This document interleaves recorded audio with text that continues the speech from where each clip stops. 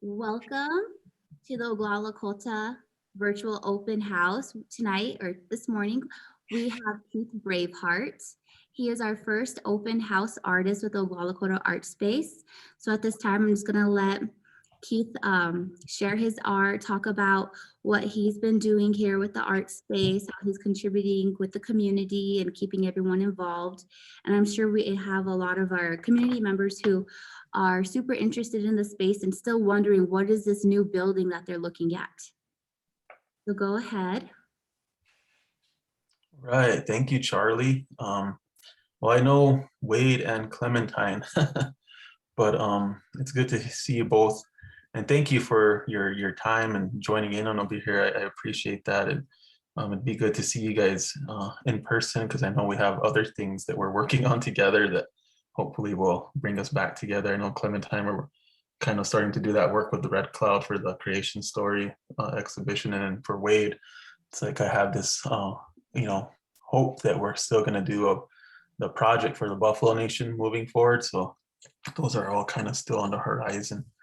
But I guess today, First People's Fund and the Oglala Lakota Art Space asked me to kind of share a little bit more about my involvement of being one of these studio artists. They have a few artists who are part of their space now.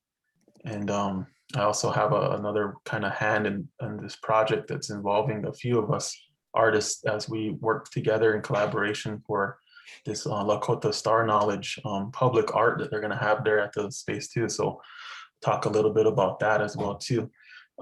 Charlie, could you make me a co-host so I can share some images? I figured it'd be easy to just have some images so that you guys don't have to look at me talking. I do have paintings behind me in the back, as you can see, but I figured we can kind of transition from conversation into just having a visual, focal point, something that we can look at as well too. But don't feel like this is formal or anything like that, guys. Just jump in there since it's just a small little circle of us. If you guys have questions or even just conversation that you want to start to open up, just jump in there, okay? I am in instructor mode. I just had to come in from one of my classes, my last day of class for a summer semester for art appreciation at OLC. So I do get into this train moving forward and talking, but please just jump in there. I don't feel offended when people just unmute themselves and just kind of start asking stuff too. It's easier for me instead of like sometimes seeing people raise their hand in Zoom and stuff like that. Just unmute yourself and jump in there. All right. Hello, good morning to you, Judy. Welcome to this little visit, I guess. Maybe we'll get other people who join us as we move forward too. If so, just, feel free to ask questions if you have any questions. All right, let's jump in. Hopefully everybody's doing well.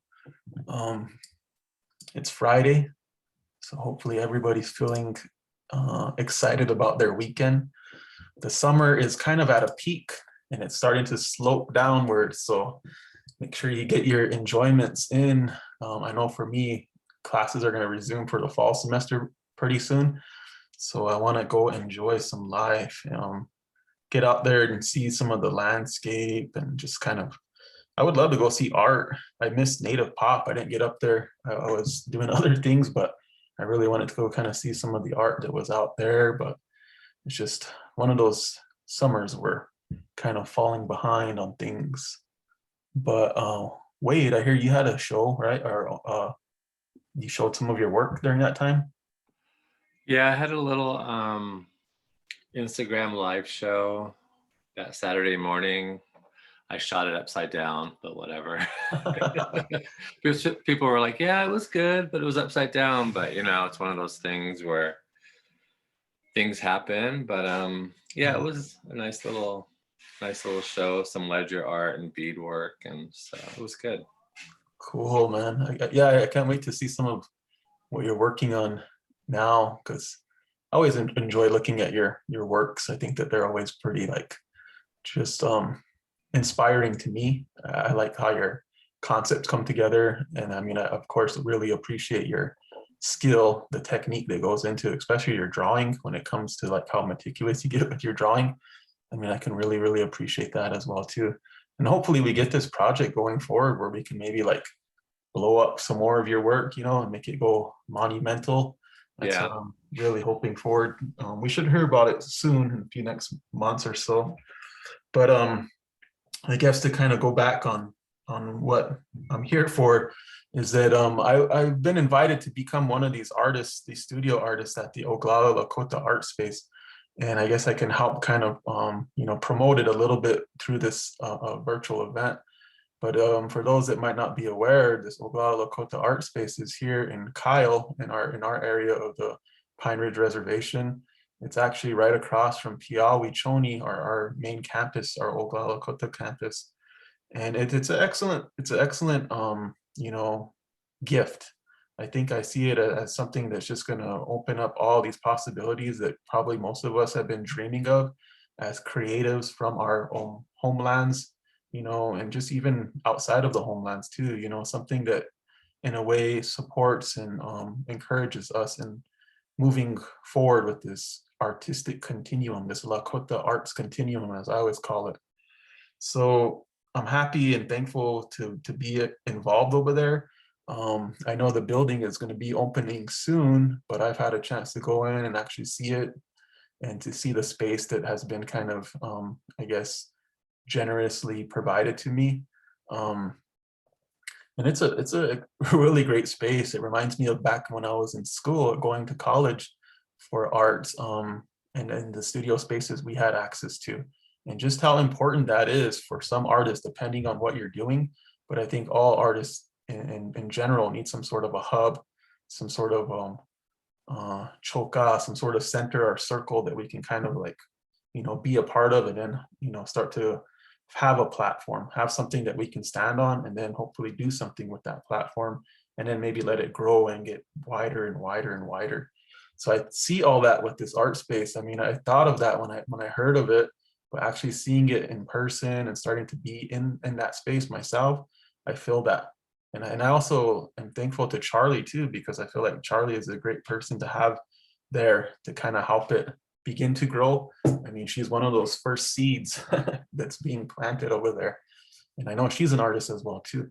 So I guess kind of for those who might not know me too well, my name is Keith Braveheart. I am an Oglala Lakota citizen. My home is here in Pejutahaka, so it is in the Kyle area. This is my community. This is where my family's from. This is where I grew up. This is where I graduated high school from. Upon graduating from high school, I went to college. I just wanted to find an outlet to kind of go and see the world, do something with myself. I didn't exactly know what I wanted to do, but when I found out that there was a college for arts, that was like a big push. It made me say, okay, I'm going to go do that. So I went to the Institute of American Indian Arts in Santa Fe, New Mexico. And I seen what was happening down there. I seen how diverse art was when it came to just art itself. But then when we look at it more specifically as Indigenous and Native American art spheres, then it is very, very diverse. There's so much that we can learn and we can understand, and we can start to make some sort of, decision in our own lives of what we're going to do with this. But I was a youth. I went in as 18 years old. I didn't know anything, even though I thought I knew everything. So what I did is I kind of just like floundered around. I took my general education requirements, the courses you need for a college degree, but I still didn't know exactly what discipline or media that I wanted to work with as an artist. So I kind of got into photography first. Photography was really what I spent my whole, I guess, undergraduate years focusing on, but I did get into printmaking as well too. I actually only took one painting class, and that was just a requirement. You have to take a painting class as a studio bachelor's of fine arts in studio arts. So I really my inspiration for painting, because painting is really kind of more of where I'm situated as an artist at. My interest in painting came from my friends, my collages, my colleagues, my roommates when I was down there at school. Some of them were painters, so they were always making art and paintings, and that was just contagious. I felt myself wanting to do that, but I was also kind of lucky that I had a class down at the museum there. They call it the Contemporary Museum, I think now, but it's the one in downtown Plaza of Santa Fe. And so I used to get a walk through that museum, and I saw all these big paintings, these massive canvases that were done by, all these great painters that came through IAIA in its time. I saw T.C. Cannon's paintings, and those were like a eye-opening experience. I saw Alfred Youngman's paintings; those were pretty incredible as well too. But then I also started to kind of like move around downtown Santa Fe and see these different exhibitions. I remember going to an exhibition of Paul Pletka, and he had just this one body of work that was massive, massive. And then these things were like incredible for me. So I started to paint on my own time in my dorm room. I started to kind of put up little paper on the wall, stuff like that. But I should also mention too that during that time, I was still also a part of an opportunity up here in South Dakota, which happened when I graduated high school, which was the Oscar House Summer Art Institute in Vermilion at the University of South Dakota. It's a 2-week institute. So in my summers, I could return back. I was very fortunate to be able to return to that institute summer after summer for quite a few years. And I was kind of gaining like more Native arts knowledge, Northern Plains tribal arts knowledge. I was learning more about Bobby Penn, who was another equivalent to like T.C. Cannon, so there was a great painters from the North and the South who were really just like, starting to shape my mind of what I wanted to become and what I wanted to do as a painter. And then of course, Oscar Howell himself and others, like I started to see these names of like Don Montelo, Arthur Amiot, Roger Brower. And then eventually I started to meet them, for the first time I get to meet these individuals. And then later on in life, I would be able to have these relationships with them. I'd really cherish them as these kind of like uncles, these ones that were before me who did things in the arts that I was starting to understand and learn about. And then I'm starting to find my place behind what they did. So that's kind of a little summary of where I got my whole beginnings as an artist. I feel like I made that decision and I was confident to call myself an artist when I graduated from IAIA in 2006. After that, I returned home. I was living in Rapid City and I was trying to do what I could do. And I started to exhibit my work with Red Cloud Art Show. Was I think the first art show I ever entered. But then I started to take other chances, such as the South Dakota Governor's Art Biennial. And I remember this piece right here is one that I entered into that. And it was my first try at something that was a little bit more larger than just kind of, regionally in the tribe. And I was kind of, just seeing if it would get in, I was still gaining those confidence. But I remember painting this. I remember painting it in my sister's apartment because upon graduation, I wasn't living a great lavish lifestyle or nothing like that. So I had to paint at her kitchen table at night when my nieces were asleep and things like that. But there's still a lot of development that's appearing in this piece, but I feel like this is one of those momentous works of art from my collection and from my career that kind of shows me a point that was really pivotal to me, that showed me that I could start to really make some sort of attempt at having my art out there in this world, because it was accepted into the Governor's Biennial, and it also got an honorable mention, and it also got acquired by the Dahl Art Center, which was where it opened at. So those were big moments for me. It felt like I can have artwork that was, validated enough to be purchased and then also to belong someplace. So that was motivational. It made me keep making work no matter what, even if I had to really strain myself and do work late at night. And, I hate to think of art as a hustle, but in those early kind of moments of a career, it kind of feels like that. Like you have to move quickly and you have to do what you can do. But it really wasn't influenced so much by market. I wasn't persuaded to an extreme by having to sell my work. It did help. It was appreciated when I could make a sale. I was still kind of a little amazed that people would want to buy my work. But it is those little moments that kind of keep you encouraged in what you're doing. But I was enjoying my time in Rapid, and I spent a good amount of time in Rapid. Kind of after my undergraduate, I go back and forth between New Mexico and South Dakota, but for the most part, I stayed a lot in the Rapid City, just kind of trying to make work and looking forward to Red Cloud Art Show, Northern Plains Art Show, Art Market, stuff like that. But then other little exhibitions started to present themselves as well too. And these are curated exhibitions, such as this one that Mary Bordeaux, Clementine's sister, she curated while she was at Red Cloud. at the Heritage Center. And it was called Teoyate, I think, the Buffalo Nation. So she invited a few of us artists. I think there was 4 of us. I think it was myself, Roger Brower, Laylee Long Soldier, and who was Michael Tubles. And then I think Mary made some work as well too. So it was a smaller kind of exhibition, but it was fun because it was one of those ones where I started to see myself, being a part of a collective in a way, working with other artists. So really, really excellent, fun exhibition. And the, I guess, objective was to talk about the Buffalo Nation and how we see that as Lakota artists. So I thought about it in these different variations. This is just one of them that was kind of an attempt at really trying to push into this more contemporary voice and talking about these issues of omitted history and kind of like this critique in a way, very kind of like playful in its aim of creating this dialogue that's very, very critical with an audience. And my audience was really those that were in Rapid City. As I started to see my work become more accepted in Rapid City and I see who was looking at my art, I wanted to be intentional of what I said in that opportunity. So I talked about things, but I didn't want to talk about things like in a real aggressive manner. So I tried to use the visuals of, art itself, color, design, but also iconography and things like that that can bring nostalgia to a viewer. And when they come in, when I catch them, when I catch their attention, then that's when they find these other hidden voices that are saying things. So, I mean, I could go on and on about more and more of these paintings, but I'm just going to try to like move through them quicker.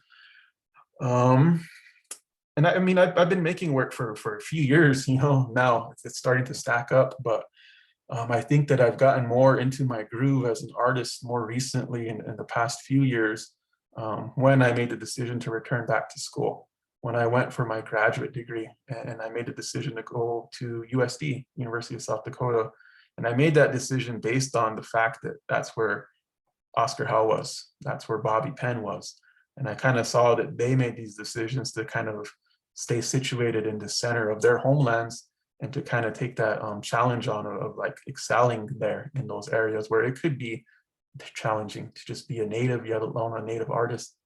And I felt like I wanted to kind of, to myself, just prove that I could use that as a platform, that I can do something going through USD. But I also appreciated the facilities at USD. I was familiar with them. I knew what I would be able to get for a studio space, and then I could make bigger works because I wanted to make bigger works. I no longer wanted to be confined to the smaller canvas panels at a kitchen table.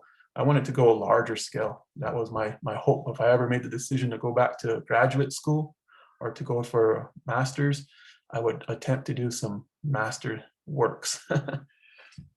So I did some pieces while I was going to school there that were on unstretched canvas.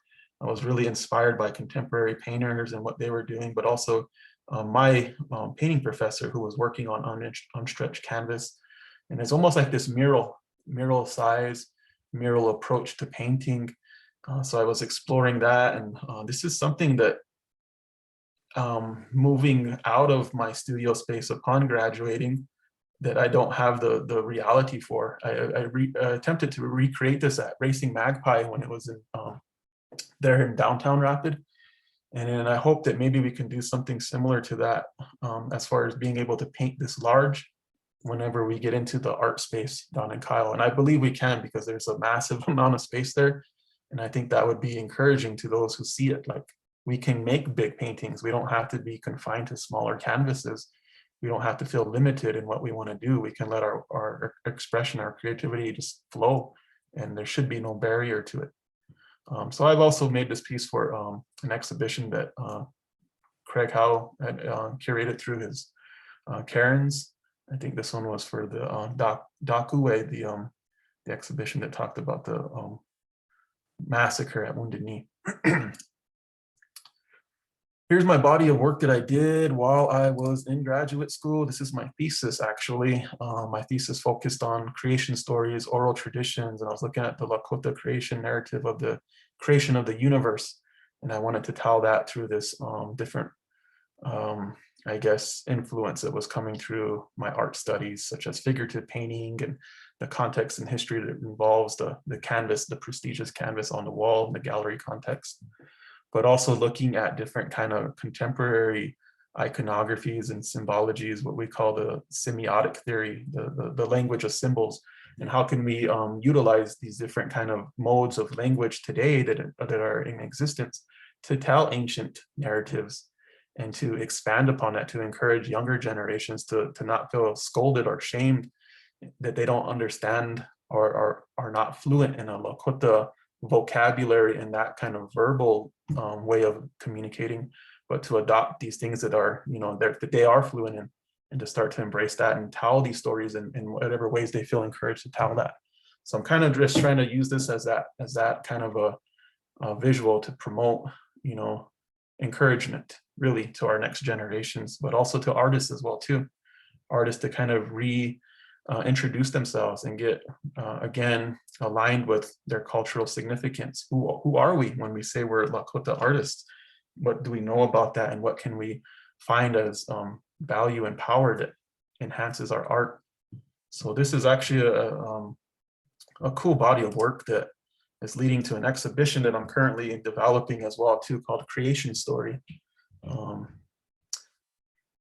And again, I still paint. After graduating from USD with my MFA in painting, I was able to return home to Western South Dakota, which was great. I was very much looking forward to just coming back home. And I didn't have any other plans other than to just try to make art. I was really eyeing Racing Magpie Studios. I was like, man, maybe I'll just make art every day. But I kind of was talked into taking the position here at OLC as an art instructor. And I'm glad I did, though. I'm glad I did, because it's really, meaningful to me and able to give back to my students and to just be a part of my community and to share what I can, what I've acquired over my career. Now I'm giving it back in a good way, or trying to be as much of a resource as I could be to those that I feel are deserving of good things and great things. But I do try to find time for painting. It does require a lot of energy. A lot of my time is spent focusing on my class and trying to do the best job I can for that. But I got to keep making art. I mean, that's just my heart. I have to do these things. So any opportunity that kind of presents itself, I'll try to make it manageable if I can. But sometimes it becomes, more difficult than it seems. But there's a few paintings that I've done recently. This one was a fun collaboration with Michael Tubles again. I love collaborations. These are things that are just, I think right now, really the most fun I can get out of art making. And it's just exciting to see what unpredictability comes with in collaboration. But we did this large painting. This is another one of those unstretched canvas pieces where we actually constructed a wall at Racing Magpie, and we stretched this canvas onto that wall, and then we painted, and Michael added silk screen onto it as well too. This was again for one of the exhibitions that Craig Howe had curated about the articles of the 1868 Fort Laramie Treaty. This one kind of features my son. It was a fun opportunity to paint him when he was young. I think he was like 5 or 6 years old. So I painted him into this painting too. And I can't wait till someday when he sees it and what he'll kind of reflect on that as well too. And then I also painted Mike and Angel's little dog. Mike didn't have a child, so I didn't want him to feel like he was left out. So I said, well, we'll paint your little dog into there. I don't know what the little dog's name is. Sorry, Mike. And then I'm also currently working on this project, which is kind of like a community engaged project. I got into community engaged art kind of when I was leaving from college. I got into that kind of field of art, and it opened my eyes to like a whole nother world of possibilities of what we could do, and kind of things that I already felt like I was compelled to anyways, which is being a relative and enjoying collaborations and stuff like that. So this project that I developed, which kind of just happened spontaneously, is called the Buffalo Nation Creating Community Project. And it was kind of spontaneous in that I was going to do a residency at All My Relations Gallery in Minneapolis, Minnesota. And they had asked me if I could make a paper buffalo skull, because before this, my concept was to do flat silkscreen printings, and I was kind of put on the spot and challenged. So I came up with this form, this practice of making these buffalo skulls out of paper. And in it, I found this like little method or this little process that was like very much a presentation, a performance. It was educational. It had all these different components that really worked well. So this is something that just kind of presented itself, and I saw what was happening, and it's continuing to unfold. You know, this is something that's also leading to these bigger opportunities that are in place right now that are going to invite more artists in. But I've actually had an opportunity to work with other artists such as Wade and Michael again, plus other artists as well too, like James Starr comes out, and Lynn Cooney and Kyle White, Michaela Patton, amongst others as well too. But this is just a little example of those sculptures that are from me. I made these ones out of paper, seed paper, and kind of treated each like a little vessel and talk about a certain topic or issue or something that was on my mind, and then start to group them together as these piles, as I mimic these kind of response to these historical mountains and piles of buffalo skulls that occurred in the late 1800s with the whole campaign to, you know, slaughter the buffalo, and what that was about as well too. So there's many different little activities that I include in this project. A lot of them were meant to kind of just, you know, begin as an individual art form, but I realized that the power was in the collaboration in the community. So that's what I embraced. I found a way to make it so that people can add to this, and I can kind of just help guide it and kind of help compose it. But really, it relies upon everybody who comes to this. So each one of these skulls was created by a different individual, you know, and it starts to kind of just overlap and layer to make you think, wow, how many people are behind an initiative? How many people are in support of an art form? If we all get into the same kind of effort, what does that result with? It results with monumental works of art that are pretty spectacular. So here's me assembling two of the two-dimensional forms of this work, which are just all these different kind of stencils of buffalo skulls. But people individualize these too. I always like to point out this strawberry one that somebody did from up there in Minnesota area, which was really, really cool. And there's even an avocado one. There's a lot of cool ones that you'll see in person if you ever see this constructed. But I'm putting up two of these canvases. There's actually quite a few of them. Part of this project is also afforded me to provide a good community building experience here at OLC in my role as an instructor. I get to share these with my classes in the different college centers. As a decentralized campus, we can go into these different districts, but it's also broadening that we can bring art to individuals, whereas before they probably would never have access to art. So we're sharing our resources and our encouragement, but we're also uplifting greatness. We're empowering. We're telling individuals that they're the only ones that would ever make this art form, because it's a little bit random and what would they call it? Arbitrary. You're just kind of going at random by dropping things and then seeing what you're left with. There is some control in the image itself, but the artworks are unique, they're original, and they're great. You can't kind of predict these things, but anybody can do these. These are things that are aimed at being very inclusive, so that we can think of everybody and hopefully welcome in everybody, especially those on our homelands, our Oglala Lakota homelands first, because this concept is based on our ancestral identity of being Teoyate, being a Buffalo Nation. So what does that mean? How do we enact that? How do we actually, live by that? So we're doing what we can, and I'm trying to do what I can do by what, is passionate to me, which is art making. And what I do know a little bit about, which is art making and art context and ways to kind of, develop that. But I love this. I loved it. I love it when I see these little faces, I love it when I see people just, enjoying art. It's powerful. All of us who are artists, we know that. We had those moments individually where we realize that, but it's greater when we can see it manifest amongst many, and that energy is just moving. That's what I see with this project. And this is one of my hopes with the art spaces. I want to see more of this at that art space. I don't want to see it only being me and making these great paintings, even though I will be making paintings there. I want to find opportunities where we can bring more of our community in, not just only in Peshutahaka, but around the area. All of our relatives who are from these different districts, who kind of have a place where they can, inspire and start to create their path as well too. Especially, like I said, for my students as well. So my studio space at the Oglala Lakota Art Space isn't just only for me. It's going to be for my students.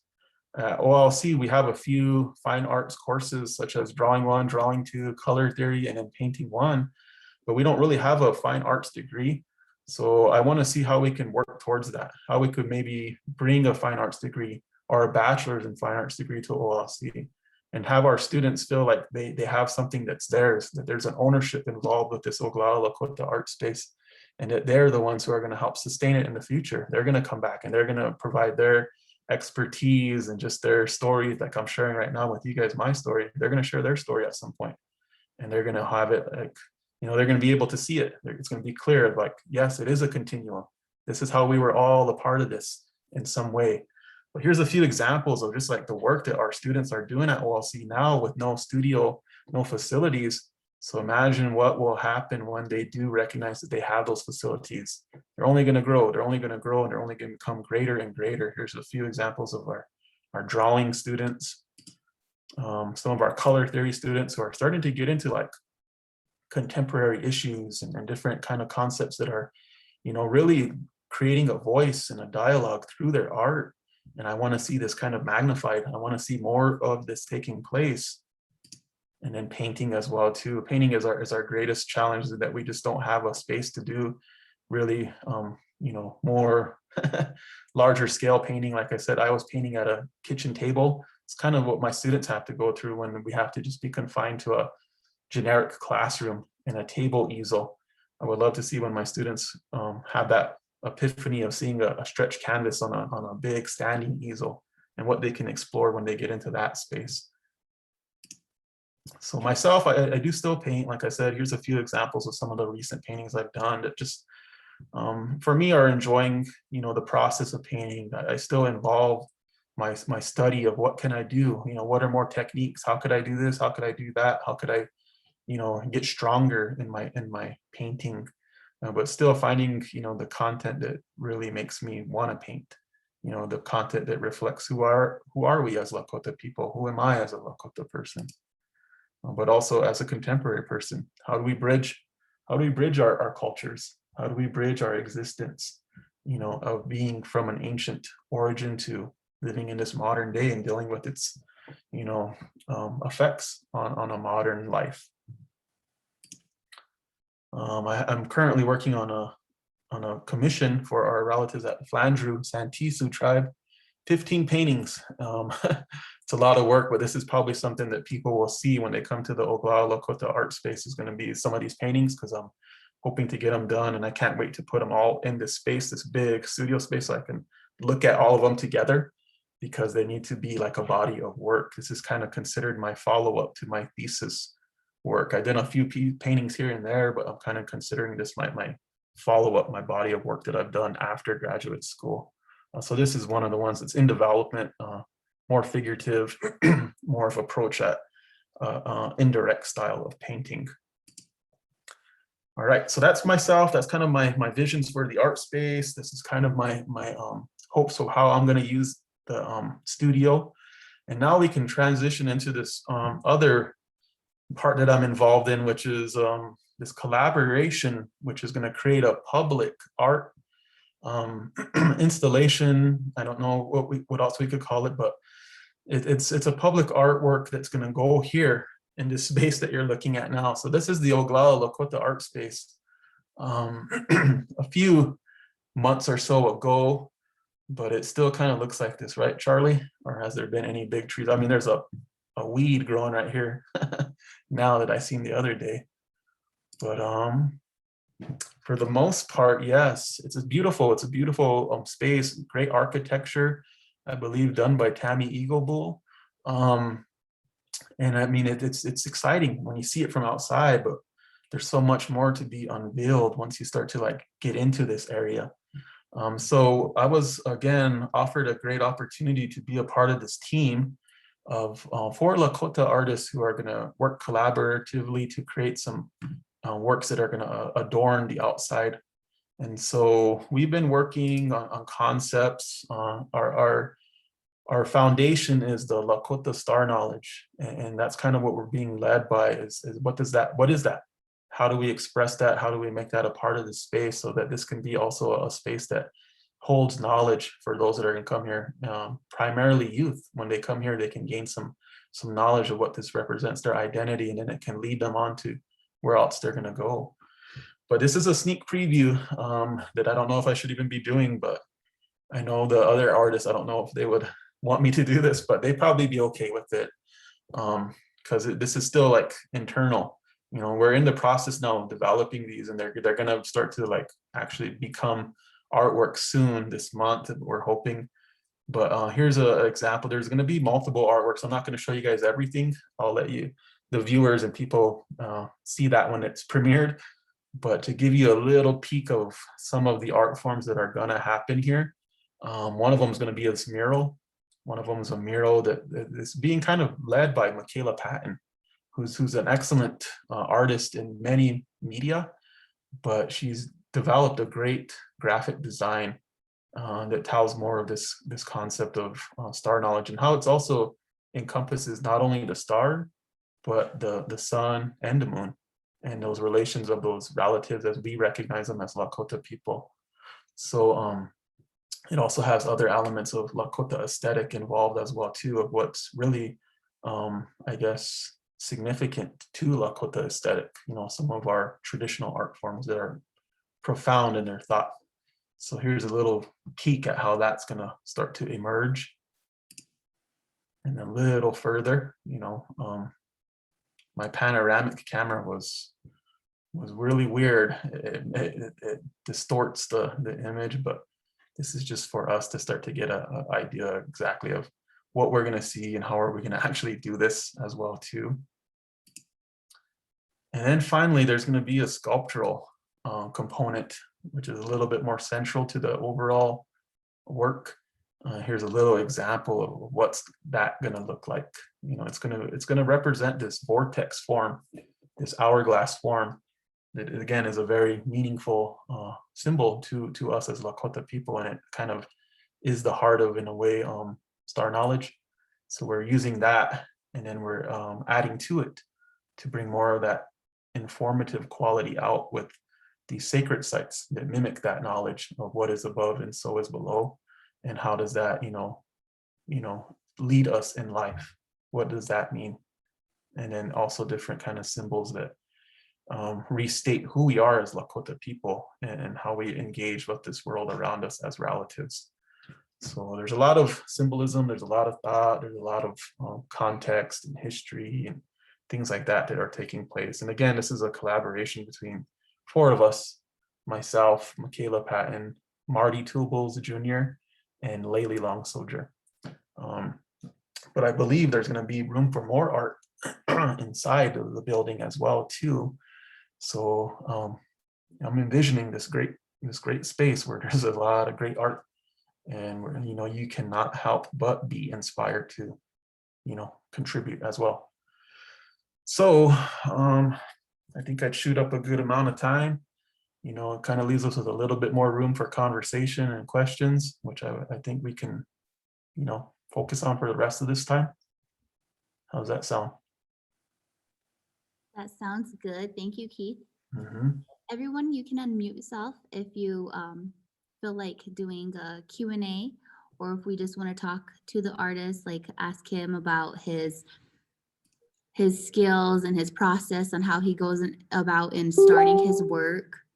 And I'm sure all of you are already familiar with Keith, so this might just be a more friendlier conversation than it is Q&A, just chiming in and seeing how his progress is coming with all of the work that he's been doing on all the areas that you're doing work on. I had no idea. Well, no wonder you're so busy. I keep saying, yeah, he's going to be moving in. He's right here. He's coming. But I had no idea you had such a busy schedule going on. I knew you had classes, but you are very impressive. And I'm very proud of you and all that you do for our community. Yeah, thank you, Charlie. And I mean, I just feel like time is so short that we got to do all we can do, but I mean, of course, we got to take care of ourselves too. But here's a little another peek. I forgot about this image, but you can actually see that still, because this sculpture is going to be created out of steel.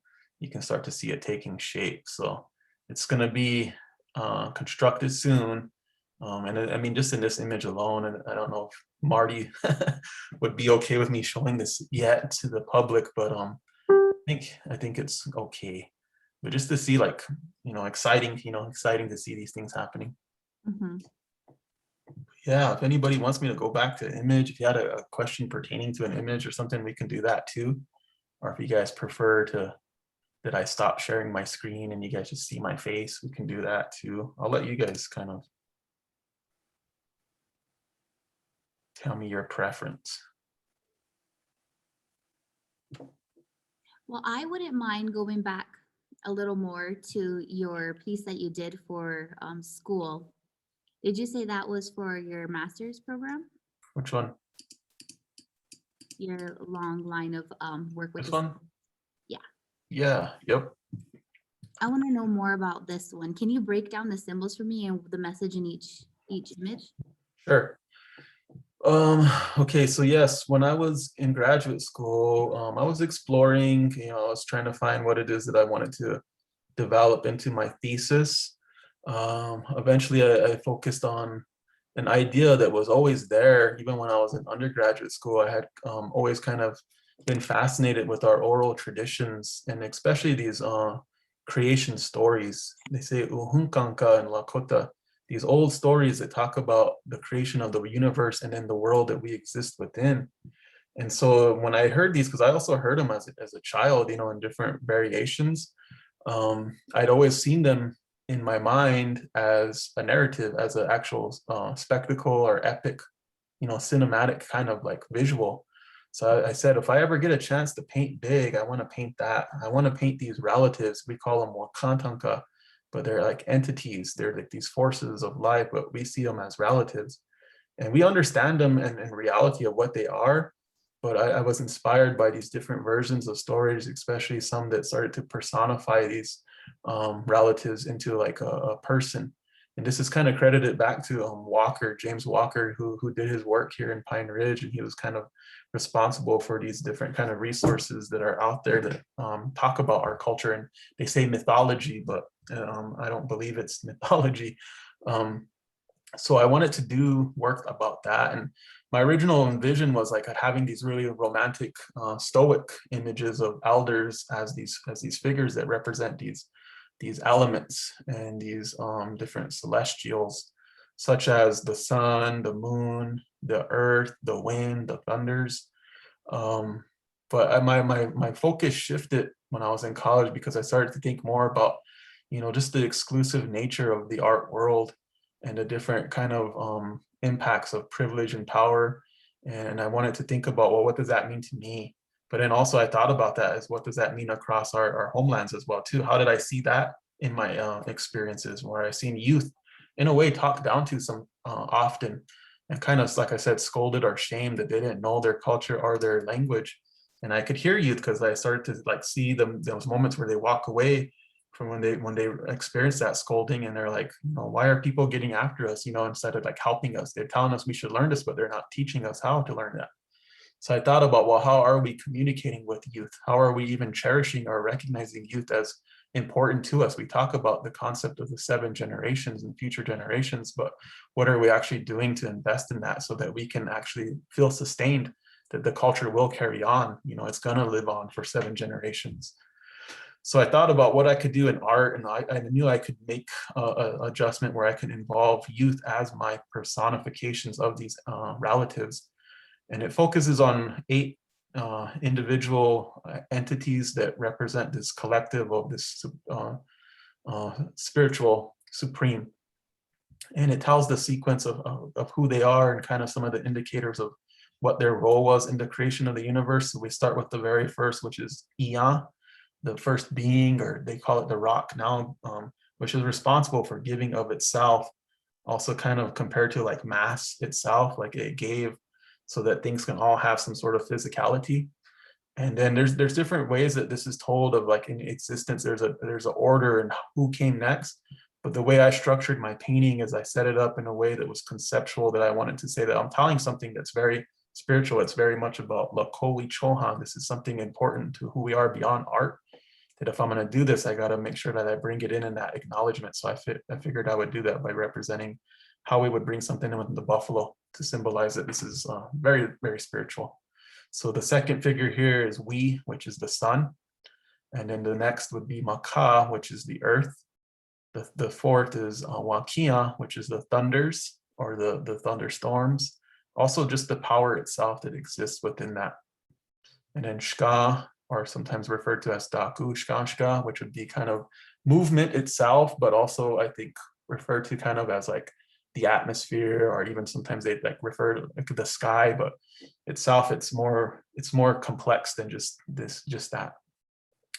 Wokpe, which would be considered disfigured, it's the daughter of Shka, which also becomes kind of this mediator or this kind of symbol that represents the ways of life, the protocols, or they would even say laws of what it means to follow a Lakota belief system. And then Hawi, which would be the moon, and Tate, the wind. And these are thought of as like these gods and goddesses in a way, but they're more than just the actual, reality of what they are, although they are that reality. So like I say, they're complex. It's a lot of thought that's involved with this, and the way I painted it is to tell that story and all these different points that were brought out when I heard it. And I'm using these different symbols and words and stuff like that to help kind of like give more of a visual cue of what this story is about, and that it all goes together. So this is one work, this is one body of work, but it's broken into individual canvases themselves. It was also my first attempt at oil painting, so I was also still trying to figure out the medium of oil paint as well. But yeah, it was fun because I got to work with these students who were all college students at USD themselves. And I told them these stories, and some of them that was their first time kind of being aware of them. But I felt like they were entrusted into taking these stories forward, and then also really pertaining to each individual relative that they're representing. And I feel like I really wanted to just put them in that gallery space, because when I had my exhibition, we put this up, and just for these youth to see themselves uplifted in that kind of a way, that was a moment that was great. That's a moment that I feel I could create beyond just the paintings themselves. So I want to see more of that happen, and I think I want to encourage more of our relatives and artists and create us to think of how could we do things like that. And I again feel like that Oglala Lakota art space is perfect. It's a perfect center for us to do those type of things. Any other questions?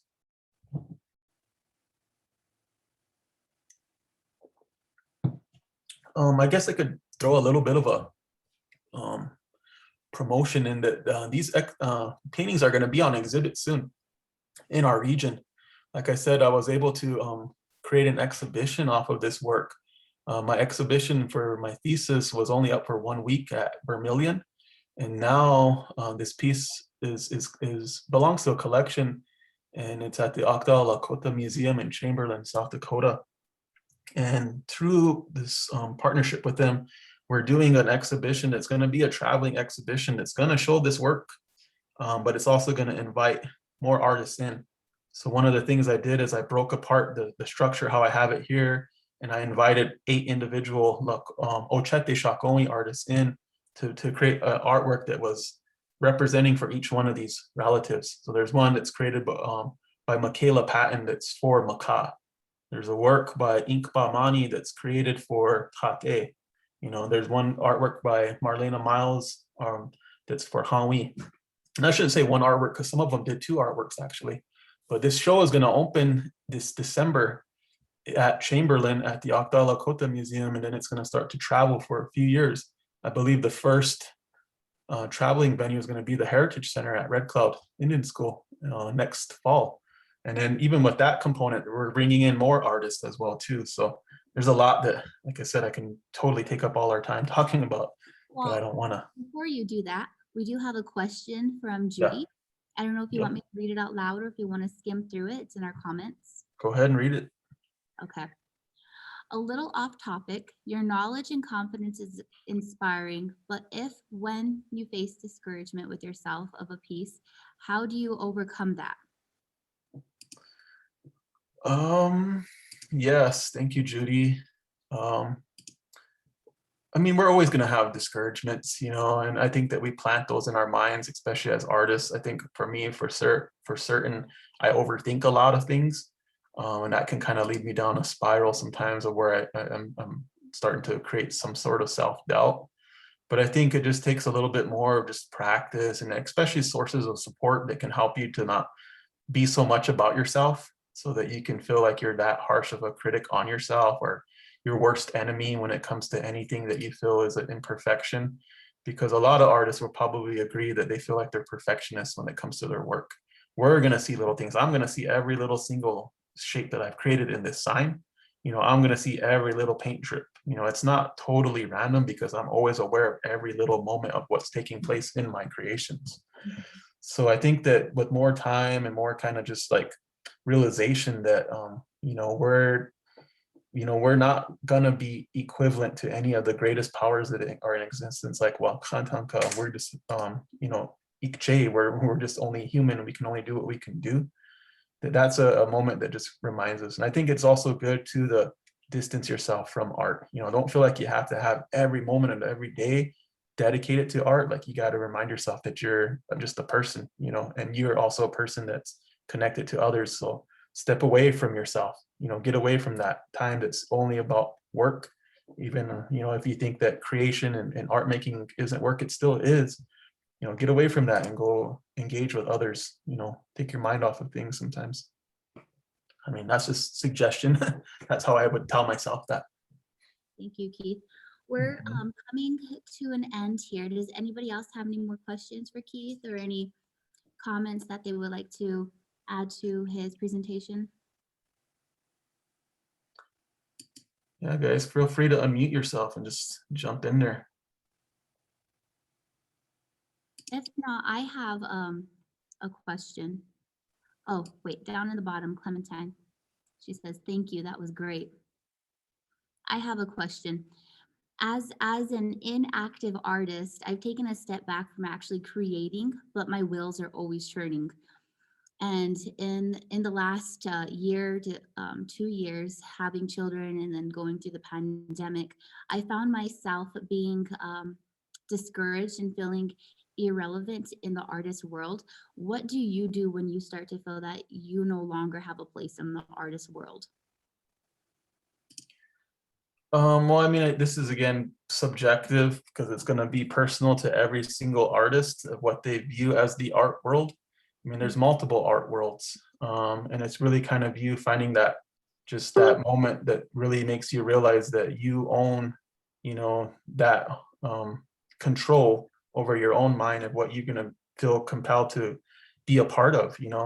If you want to feel like you want to pursue a market relevance, if you want to have your work consistently, purchased and acquired and visible, then you can pursue that. You can pursue that. Or if you feel like the community is your route, if you feel more, moments of bliss, and you feel more fulfilled when you're just seeing these moments that are, unseen, unrecognized, then that's meaningful as well too. So it really does, like I say, come down to the personal belief of what is the art world to you. It's defined in so many different ways.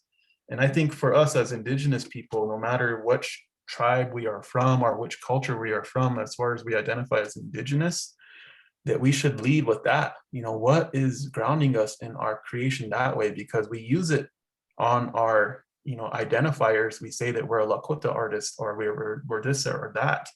We lead with that most of the time, and we always promote that our artwork is about that. Well, what does that mean then? How is your art a part of that, or is it still trying to fit its way into a different system that's totally separate from what your views are and what your identity and what your heart is for being that Indigenous artist? Mhm. So those are like the thoughts I would have. I mean, it takes time. Again, these things take time. They take life experience.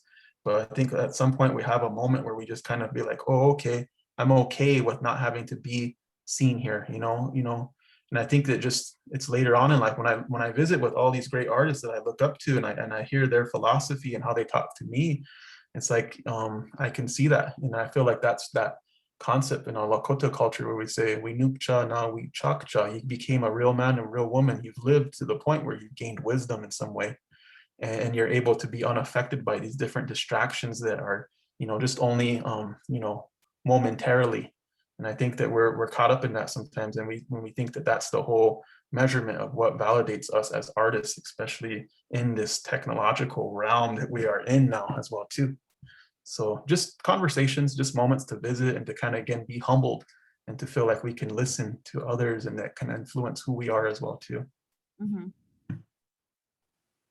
Well, thank you for that. That's a great way to put it. And you're right. There is so much more that can be broken down when diving into what is art and how do you identify as an artist. Mhm. Wow. Thank you, Keith, for joining us this morning. You did Yeah. amazing. You really are inspiring. And I just want to thank the audience for joining us today. I know it's really early and it's a Friday. Not everybody wants to get up and do anything too strenuous, especially in the summertime. Well, if we have no more questions, I just want to thank you all. And I just want to wish you guys all a happy and safe weekend. And thank you for joining our very first virtual open house. Thank you. Keith. Yeah, thank you all, everybody. Thank you all and have a good day. Stay creative. All right, we'll see you all someday.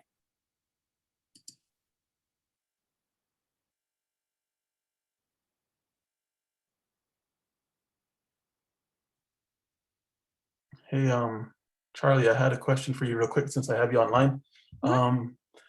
There's a person from Art South Dakota. His name is Jim Spears. He's like the director